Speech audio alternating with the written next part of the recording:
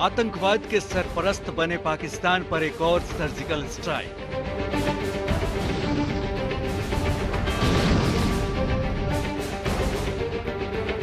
इस बार ईरान ने की सर्जिकल स्ट्राइक।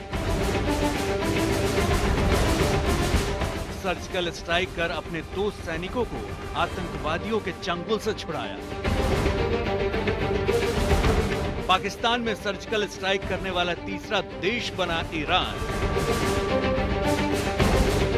पाकिस्तान आतंकवादियों की सबसे सुरक्षित पनाहगाह है। वहां न केवल उनकी ट्रेनिंग होती है, बल्कि छिपने की सबसे अच्छी जगह भी है। पाकिस्तान पर इस बात के लिए दबाव है कि वो आतंकवादी संगठन और आतंकवादियों के खिलाफ कार्रवाई करे, लेकिन ऐसा करने की जगह वह उनका संरक्षण कर रहा है। ऐसे में दूसरे पीड़ित देशों के पास इसके अलावा और कोई चारा ही नहीं बचा है कि वो खुद पाकिस्तान में घुसे और आतंकवादियों के खिलाफ कार्रवाई करें। पाकिस्तान पर सर्जिकल स्ट्राइक करने वाला पहला देश अमेरिका था। 2 मई 2011 यही वो तारीख थी जब अमेरिका ने पाकिस्तान के एबटाबाद में छिपे मोस्ट वांटेड आतंकवादी ओसामा बिन लादेन को उसके घर में घुसकर मारा था। 10 साल बाद अमेरिका ने 9/11 का बदला लिया था। इसके बाद पाकिस्तान में सर्जिकल स्ट्राइक करने वाला दूसरा देश बना भारत। 29 सितंबर 2016 को भारत ने लाइन ऑफ कंट्रोल के पास सर्जिकल स्ट्राइक कर आतंकवादियों के लॉन्चिंग पैड को तबाह कर दिया था। इस ऑपरेशन में कई पाकिस्तानी आतंकवादी मारे गए थे।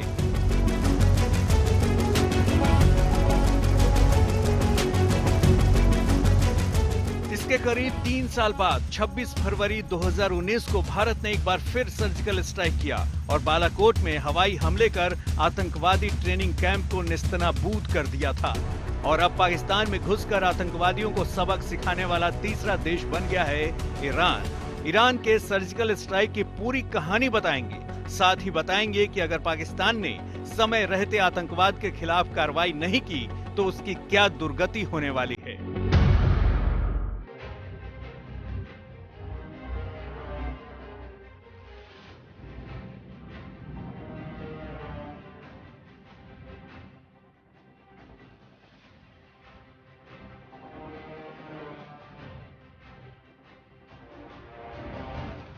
आखिरकार ईरान को वही करना पड़ा जो अमेरिका और भारत कर चुके हैं।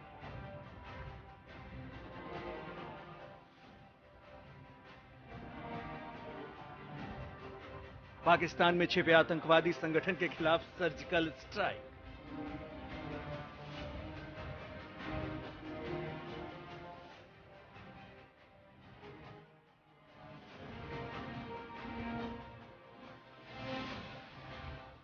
दक्षिण पूर्व ईरान से सटे बलूचिस्तान इलाके में इस ऑपरेशन को अंजाम दिया गया। ईरानी फौज ने आतंकवादी संगठन जैश उल अदल के खिलाफ सर्जिकल स्ट्राइक कर उनके कब्जे से अपने 2 बॉर्डर गार्ड को रिहा करा लिया।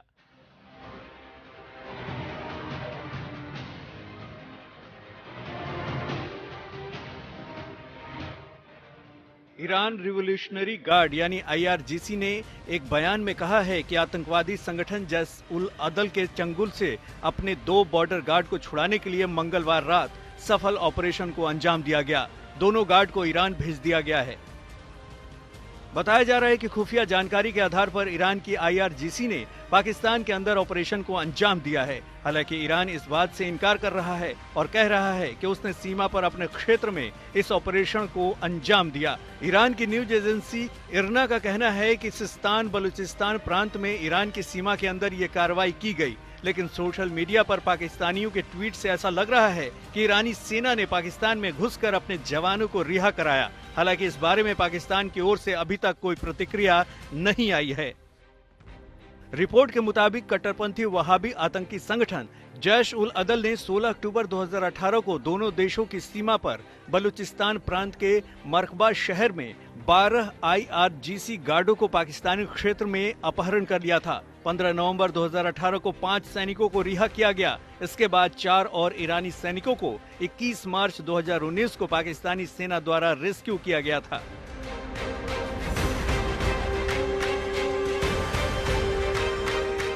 आतंकवादी संगठन जैश उल अदल ईरानी सैनिकों को बंधक बनाकर उन्हें पाकिस्तानी इलाकों में ही छिपा कर रखा था। आतंकवादी संगठन जैश उल अदल मुख्य रूप से दक्षिण पूर्वी ईरान में सक्रिय है। ये दक्षिण पूर्व ईरान से साउथ वेस्ट पाकिस्तान तक ईरान और पाकिस्तान दोनों देशों में आतंकवादी वारदात को अंजाम देता है। फरवरी 2019 में ईरान के बासजी पारामिलिट्री कैंप पर हुए हमले की जिम्मेदारी जैश उल अदल ने ही ली थी। इसके ठिकाने साउथ वेस्टर्न पाकिस्तान में है। बलूचिस्तान में भी ये कई आतंकवादी वारदातों को अंजाम दे चुका है।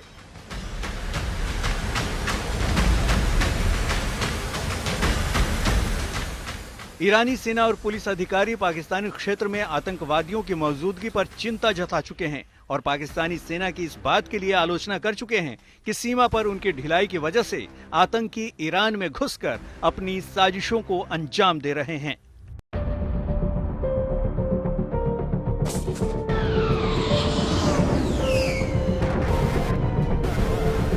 पाकिस्तान के आतंकवाद को ये भारत का करारा जवाब था। ऐसा जवाब कि पाकिस्तान तिलमिला उठा। भारतीय सेना ने जो तमाचे लगाए थे पाकिस्तान के लिए, उसे न बताते बन रहा था न छिपाते। भारत लंबे अरसे से पाकिस्तान से कहता रहा कि वो अपनी जमीन से भारत के खिलाफ आतंकवादी साजिश बंद करे, लेकिन पाकिस्तान ने इस पर ध्यान नहीं दिया। यहाँ तक कि आज भी वो भारत के खिलाफ आतंकवादी साजिश रचने में मशगूल है। भारत में आतंकवादियों को घुसपैठ कराने की कोशिश में लगातार जुटा रहता है। अगर उसने अपनी हरकतें बंद नहीं की तो हो सकता है उसे भारत की एक और सर्जिकल स्ट्राइक झेलनी पड़े, ठीक उसी तरह जैसी वो 2 बार झेल चुका है। 26 फरवरी 2019 यही वो तारीख थी जब पाकिस्तान के आसमान में अचानक भारतीय वायुसेना के विमान मंडराने लगे थे। पाकिस्तान को जब तक इसका पता चलता तब तक भारतीय वायुसेना के जाबाजों ने मिराज विमान के जरिए पाकिस्तान के बालाकोट, चाकोटी, मुजफ्फराबाद में जैश ए मोहम्मद के ठिकानों को तबाह कर दिया। पाकिस्तान को जरा सा भी आभास नहीं था कि उसने जो पुलवामा में किया उसका बदला हिंदुस्तान ऐसे लेगा। 14 फरवरी 2019 को हुए पुलवामा आतंकवादी हमले में सीआरपीएफ के 39 जवान शहीद हो गए थे। मसूद अजहर के आतंकवादी संगठन जैश ए मोहम्मद ने इस आतंकी हमले की साजिश रची और इसे अंजाम दिया।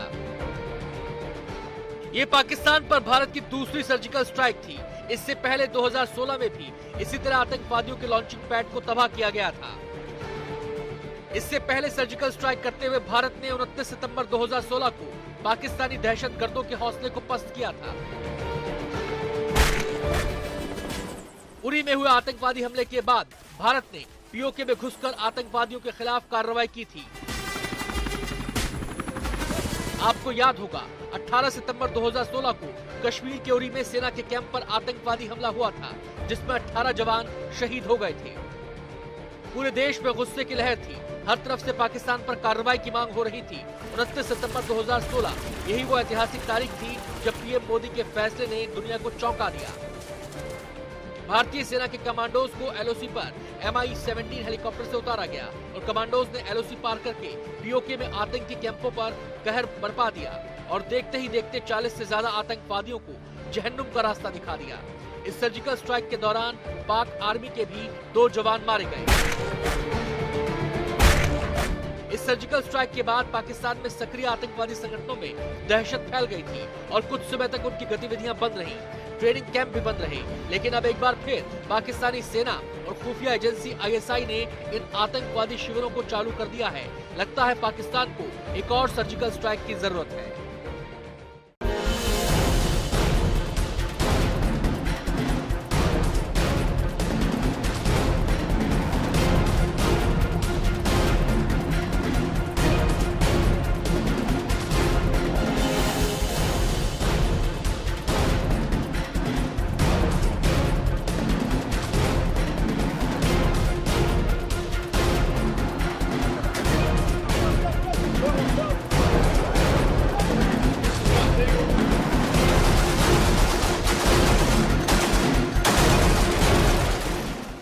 सितंबर 2001 को अलकायदा सरगना और कुख्यात आतंकवादी ओसामा बिन लादेन ने अमेरिका को जो जख्म दिया था उसका बदला लेने में भले ही अमेरिका को 10 साल लग गए, लेकिन उसने ओसामा को ढूंढकर उसके घर में घुसकर मारा। ये तस्वीरें पाकिस्तान में अमेरिका के पहले सर्जिकल स्ट्राइक की हैं। निशाने पर था वो शख्स जिसने अमेरिका को दिया था सबसे बड़ा जख्म।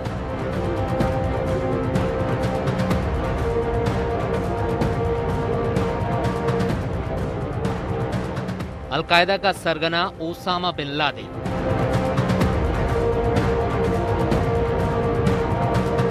ग्यारह सितंबर 2001 यानी 9/11 हमले को अंजाम देने वाला लादेन।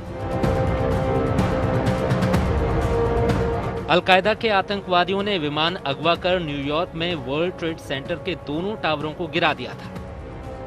3000 लोग मारे गए थे, 6000 से ज्यादा लोग घायल हो गए थे। इतना बड़ा जख्म देने वाले लादेन को सबक सिखाने के लिए अमेरिका पागल हुआ जा रहा था, लेकिन उसे छिपाकर रखा था पाकिस्तान ने। पाकिस्तान दुनिया से ये कहता फिर रहा था कि लादेन के बारे में उसे कोई जानकारी नहीं, लेकिन उसे अपने यहाँ शरण दे रखी थी क्योंकि उसे वो अपना हीरो मानता था। एबटाबाद, जहां पाक की आर्मी का अहम बेस है, वहीं किले में तब्दील इस 3 मंजिला मकान में ओसामा बिन लादेन छिपा हुआ था। आतंक के सबसे जालिम चेहरे के खात्मे के लिए अमेरिकी नेवी सील कमांडो ने रात के अंधेरे में अफगानिस्तान के जलालाबाद एयरबेस से हेलीकॉप्टर से उड़ान भरी थी। ओसामा बिन लादेन के खात्मे के इस अभियान का नाम ऑपरेशन नेपच्यून स्पीयर रखा गया था। 6 हेलीकॉप्टरों में 79 नेवी सील कमांडो आधुनिक हथियारों के साथ रात के अंधेरे में ओसामा की आरामगाह में उतर पड़े। 40 मिनट में ही सील कमांडो ने ओसामा बिन लादेन को ढेर कर दिया। ऑपरेशन में ओसामा समेत 5 लोग मारे गए। तत्कालीन राष्ट्रपति बराक ओबामा ने व्हाइट हाउस में बैठकर इस पूरे ऑपरेशन को लाइव देखा। पूरे ऑपरेशन में सबसे अहम बात यह रही कि पाकिस्तान की हुकूमत को कानों कान खबर तक नहीं हुई। लादेन की मौत की खबर दुनिया को तब पता चली जब खुद अमेरिकी राष्ट्रपति बराक ओबामा ने इसकी जानकारी दुनिया को दी। ऑपरेशन के 12 घंटे के भीतर सफेद कफन में लपेटकर ओसामा की लाश को हमेशा के लिए अरब सागर की गुमनाम तलहटी में फेंक दिया गया, ताकि आतंक के सबसे खूंखार चेहरे का कोई नामो निशान धरती पर ना रहे।